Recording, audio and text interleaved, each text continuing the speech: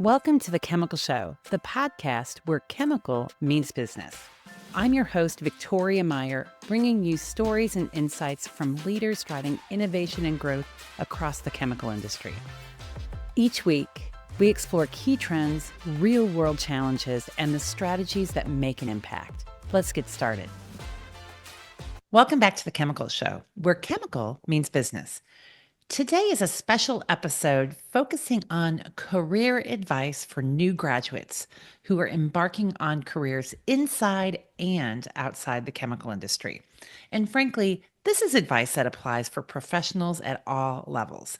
One of the favorite segments of the Chemical Show is when I ask leaders what advice would they give to their young self and when they were embarking on their career, or young professionals early in their career that want to achieve their level of success. And I've heard from a wide variety of listeners that they love those insights. So today I have compiled some of my favorites, added my own points of view, and put it all together for you. So this is an episode to bookmark, to save, and more importantly, to share. Share it on social media, whether it's LinkedIn, Facebook, Instagram, whatever your social media of choice is. And of course, tag me and The Chemical Show. And also share it with your new college graduate, your colleagues, or a friend. I hope that you're going to enjoy this, and I hope you come back to this as you progress along in your career. So it's graduation season. We have a field of young college graduates ready to embark on professional careers. In fact, I've got one. My daughter, Madeline, graduates from Texas State University with a degree in computer science, and she is ready to take on the world. Now, on a side note, Maddie has also been my podcast editor and in charge of the blog for the past 2 years. So while you may not have gotten to know Madeline, she has definitely gotten to know you. And I'm certainly going to miss her when she moves on and tells me she no longer has time for the Chemical Show. But be that as it may, what I've got for you today is career advice for new college grads. So, number one, embrace the journey. So, I think there's always this uncertainty when you embark on something new. And it was college and now it's career. And what I have to say is your career is a marathon and not a sprint. Know where you're going or where you think you might want to be in 5 or 10 years, and understand that there are many paths to get there. So stack your wins, be flexible, and enjoy this experience because it's going to be one for the next, 10, 20, 30, 40 years. Kind of scary when you think about it in that term, but enjoy the journey that you're on today over the next 5 years and beyond. So that's career piece number one. Career advice number two, use your voice. You have a seat at the table for a reason. So seat at the table, in the office, on the Zoom call, on a Teams call, what have you. You're there.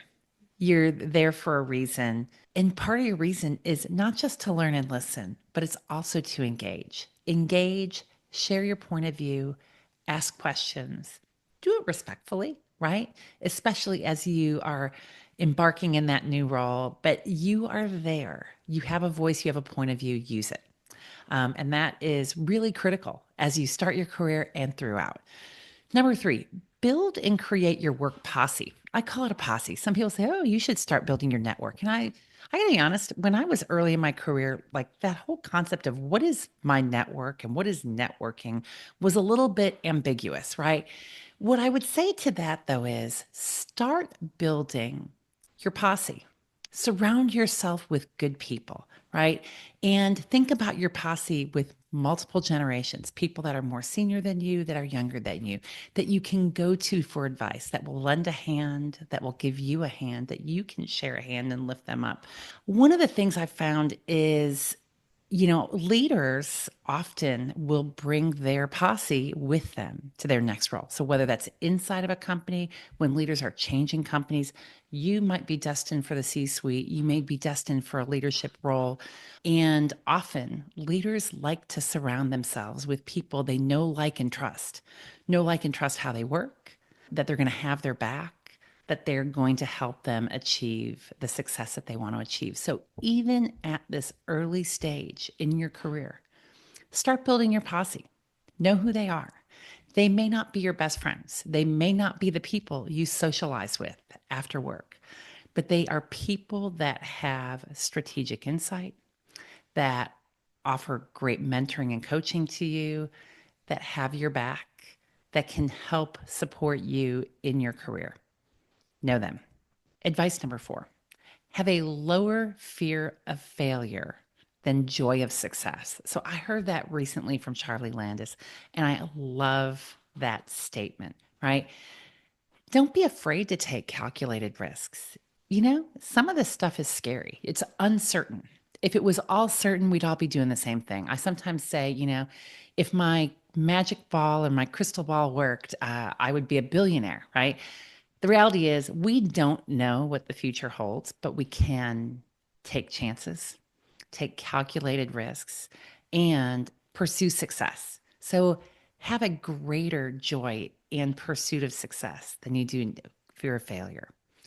You can fail and recover. You can fail and learn and recover and move forward. But you're not going to have those opportunities. You're not going to have those great successes if you don't take a chance.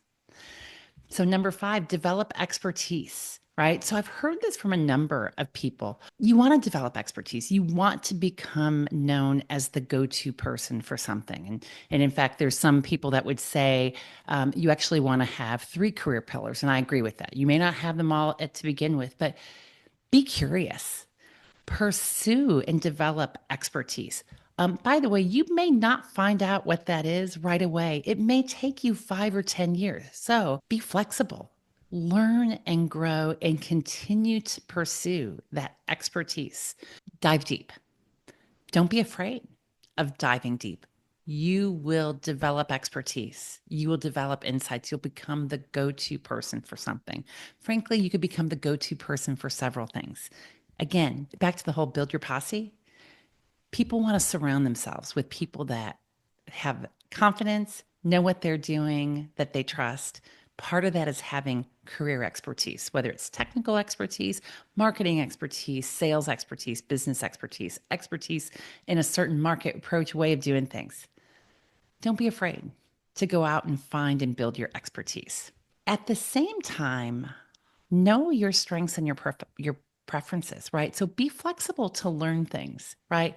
But know that you're also not going to be great at everything, that the first thing you try may not be your thing, but go find it, right? Try new things, figure out what the opportunities are. In fact, if I think about how the chemical industry and all industries have evolved, right? So back when I was first starting my career, right, I think about computers like they were big clunky desktops, and now and then along the way it migrated to we all took laptops everywhere, and now you know what, people travel with phones that have more computing power than their original computer did.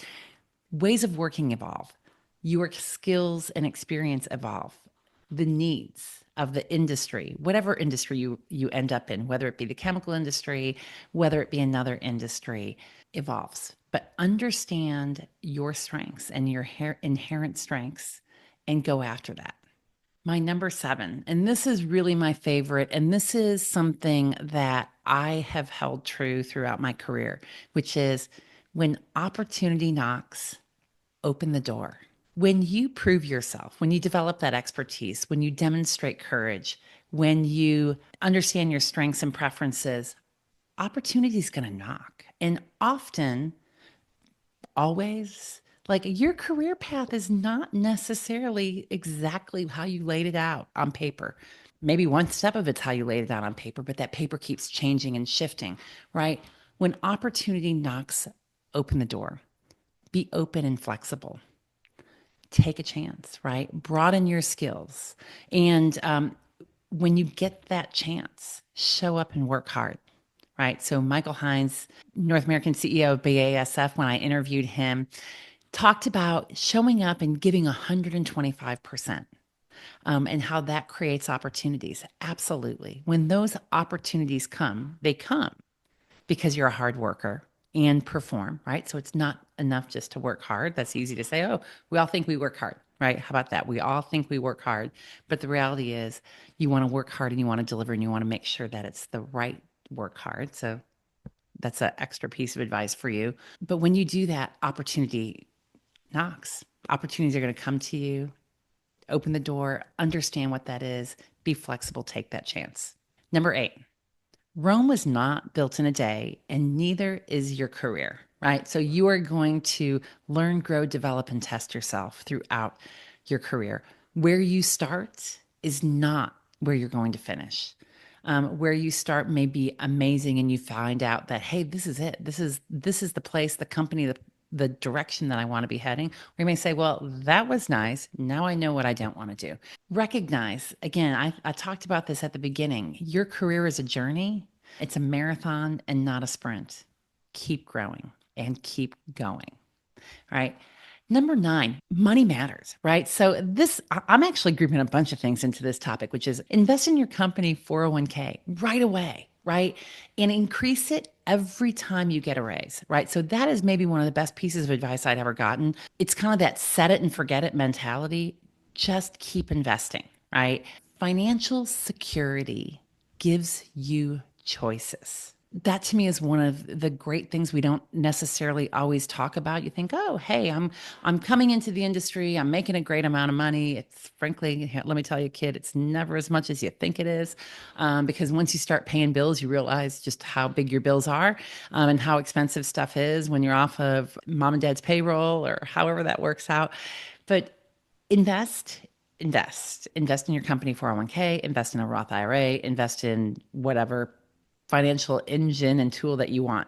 Don't be afraid to talk about money. So I grew up in an era, and it's hard for me to tell if you're growing up in an era where we didn't always talk about money. Learn to be comfortable talking about money, talking about investments. Frankly, no company ever wants you to ask about, hey, what's your salary, and do salary comparisons, but compare salaries. Understand where you stack up, from a salary perspective. Talk about investments. Don't be afraid. You are not the expert. How do you become the expert? By talking to friends and colleagues, right? You can talk to them and ask them questions about, hey, how are you investing your money? What have you thought about? What have you done? Talk to your financial advisors, right? And they are there for you. I'm going to tell you, I don't think I give you this feedback because I think sometimes I've been afraid to talk to some of these people. Maybe, you've had that experience being afraid to talk to some of these people. Engage with Fidelity, Schwab, whomever your financial platform is that your company provides. That's for your 401k, your external financial advisor. Go find one. You should have one. Even when you've got a dollar to your name, go figure out who that financial advisor is, because they want you to be successful, right? Here's the secret. They want you to be successful. When your investments are successful, you've got more money to invest. That makes them all happier, right? So money matters. Know your money, invest your money. Don't be afraid to talk about your money, in appropriate ways, right? About investing and where you can go and how you can think about that, because that creates long-term opportunity. It creates financial security. It gives you a wheelhouse to start maybe investing in your own company, investing in somebody else's company, retiring early, whatever it is that you've got in your goals and dreams. Don't be afraid to talk about it. And in fact, that brings me to point number 10, which is communication is key. I've heard that over and over again. You guys have probably heard that over and over again. But what I'm going to tell you is, what should I be talking about? Like, as a new young college grad, as a young professional, heck, as a mid-career professional, what should we be talking about? I like to talk about being prepared for show and tell. So you remember when we were in kindergarten and you'd bring in your toy, or, hey, I got a pen right here. You bring in your widget and say, ooh, I've got this great blue widget. Well, you're not talking about that anymore, but you're talking about yourself, who you are, how you're contributing, what you're working on. What cool thing did you recently learn? What do you want to do next, right? Because if you don't tell people what you want to do next, what you're doing, who you are, how you work, what you're excited about, they're going to make all kinds of assumptions. They may think nothing, frankly, because, surprise, surprise, we don't actually think about other people. Most people are egocentric. They don't think that much about other people. Your boss is not sitting up at night wondering what you're doing and what you're thinking about, what your next career goal is. Own it. talk about it, communicate it. I like to talk about show and tell and really being prepared with an elevator pitch. So really, like if you get stuck in an elevator with somebody, you got 10 seconds. When the big boss says, "Hey, how are you? What are you working on today?" Don't just say, good." You talk to him and you say, "Loving this opportunity I've got at company X. Really excited to be working on this project and the results." So be interesting, right? Be interesting and be interested. Be ready to talk about your contributions, your excitement, where you're going, and really how you fit into the bigger picture. And frankly, communication, of course, is always a two-way street. Ask questions, be curious, create that dialogue. So those are my 10. This is long and yet it's short and sweet. My advice to you, class of 2025, is enjoy the journey. You've earned it. Congratulations. Congratulations to the new graduates, class of 2025, successfully graduating from college and embarking on their next steps, whether it be career or more college and what have you. Your future is bright. Thanks for joining us today on The Chemical Show. If you enjoyed this episode, be sure to subscribe, leave a review, and most importantly, share it with your friends and colleagues. For more insights, visit thechemicalshow.com and connect with us on LinkedIn. You can find me at Victoria King Meyer on LinkedIn, and you can also find us at The Chemical Show Podcast. Join us next time for more conversations and strategies shaping the future of the industry. We'll see you soon.